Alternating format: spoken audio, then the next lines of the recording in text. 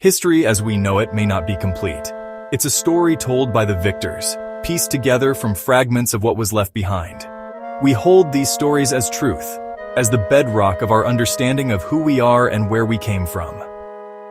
But what if the book of our past has missing pages? What if there are chapters hidden in plain sight that challenge the very narrative we've been taught? All across our world, from the deepest jungles to the ocean floor, lie artifacts and structures that whisper of a different story, a past far more complex and mysterious than we could ever imagine. These are not mere curiosities, they are anomalies that defy simple explanation. Deep within the Diquis Delta of Costa Rica, hidden for centuries by the dense jungle canopy, lie some of the most enigmatic artifacts ever discovered. They are the stone spheres of Costa Rica. Hundreds of these petrospheres, ranging in size from just a few centimeters to over 2 meters in diameter, dot the landscape. Some weigh up to 16 tons. What is most astounding is their near-perfect sphericity, a feat of stonemasonry that would challenge even our modern-day artisans, let alone a culture we know so little about. Who created these magnificent orbs? The official record attributes them to the extinct Diqui culture, who inhabited the region between 700 and 1530 AD. But this attribution only deepens the mystery. The tools and techniques they would have needed to carve these massive blocks of granodiorite, a hard, igneous rock, with such incredible precision remain completely unknown. In the arid coastal plains of Paracas, Peru, a discovery was made that continues to stir intense debate and challenge our very definition of what it means to be human. Here, in ancient burial sites, archaeologists unearthed hundreds of skulls that are not shaped like any we know. These are the elongated skulls of Paracas. Their cranial volume is, in some cases, up to 25% larger, and they are 60% heavier than conventional human skulls.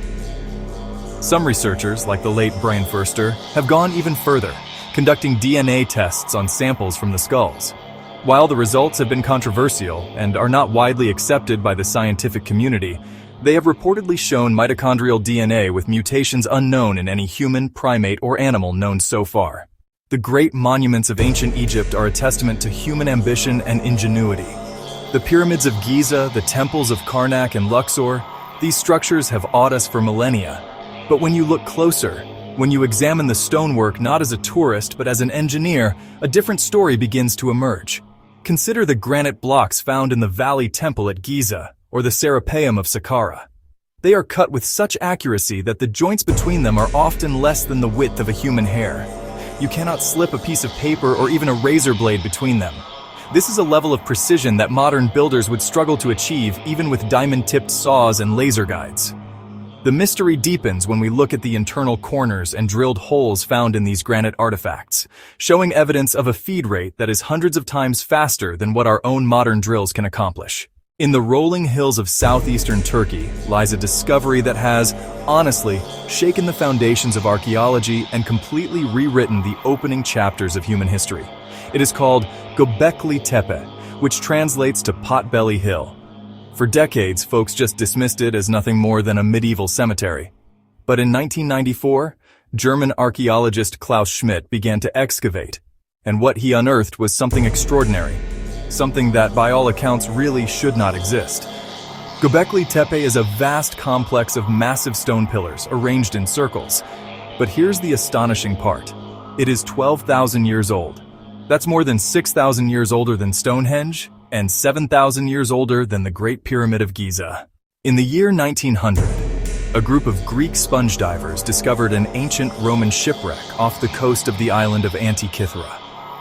Among the statues and pottery, they recovered a corroded lump of bronze. For decades, it just sat in the National Archaeological Museum in Athens, considered little more than a curiosity. It was only when scientists began examining it with X-rays and advanced imaging technology that they realized what they had found was, honestly, one of the most important discoveries in the history of technology.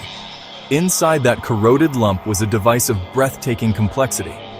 It was a machine composed of at least 30 interlocking bronze gears, dials, and pointers. This was the Antikythera mechanism.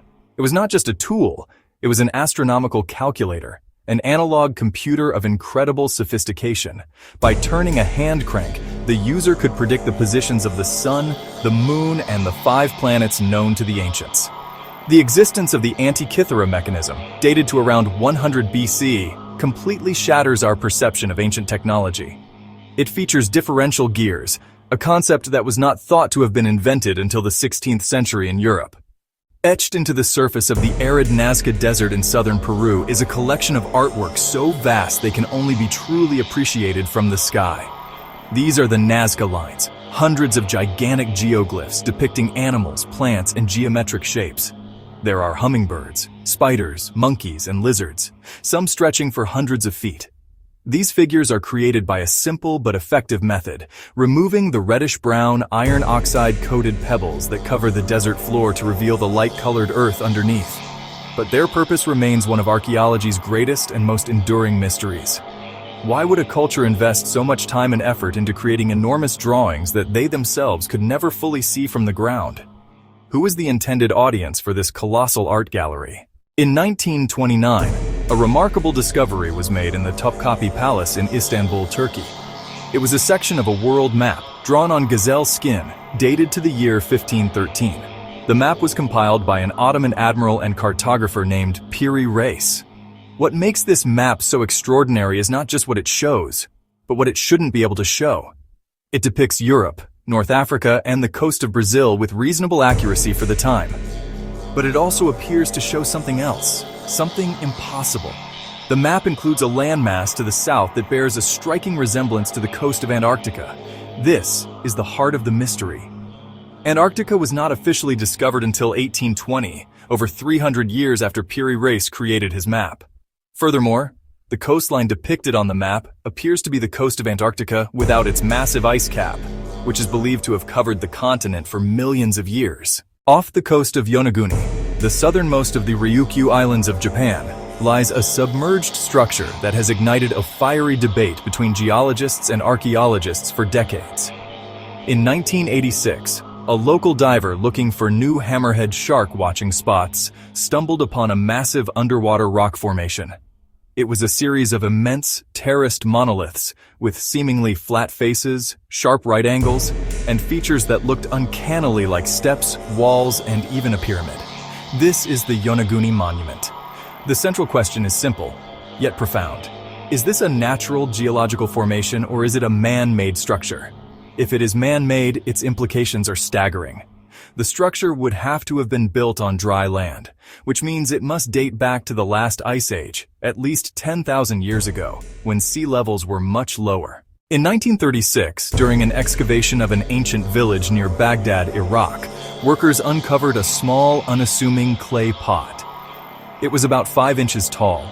Inside was a copper cylinder, and suspended in the center of that cylinder but not touching it was an iron rod, held in place by an asphalt plug.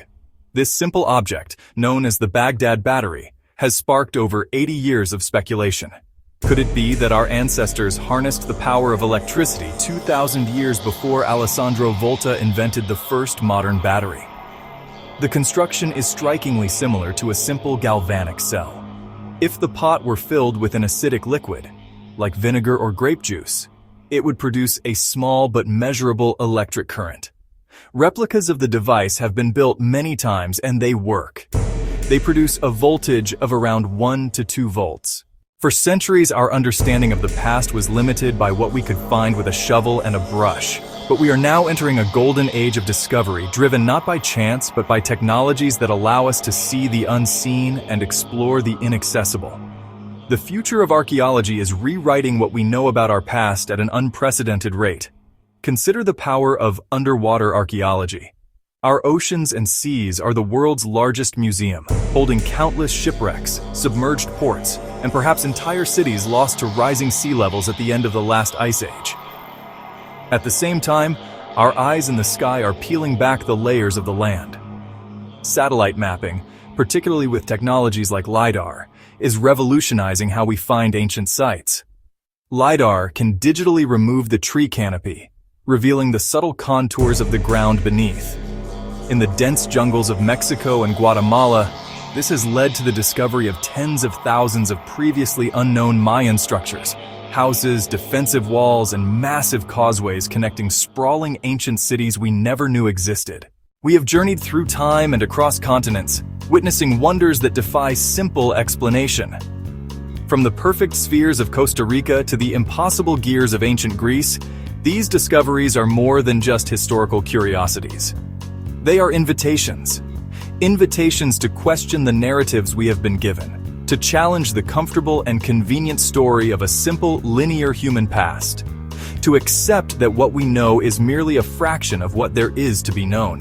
The true story of humanity may be grander, stranger, and far more complex than we can currently comprehend. This is the very essence of scientific and historical inquiry. It is not a rigid set of facts carved in stone, but a living, breathing process fueled by curiosity and skepticism. Every time an artifact like Göbekli Tepe is unearthed, it doesn't just add a new fact. It forces us to reevaluate the entire framework of our understanding. The refusal to accept "we don't know" as a final answer is what pushes the boundaries of knowledge forward. So, I urge you to keep exploring. Keep asking questions. The past is not a dead and buried thing. It is a dynamic landscape that is still revealing its secrets.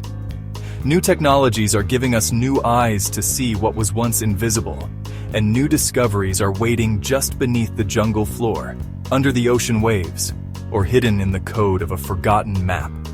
The greatest mystery of all is not what we have found, but what we have yet to find. The unwritten chapters of our history are still out there waiting for us to turn the page.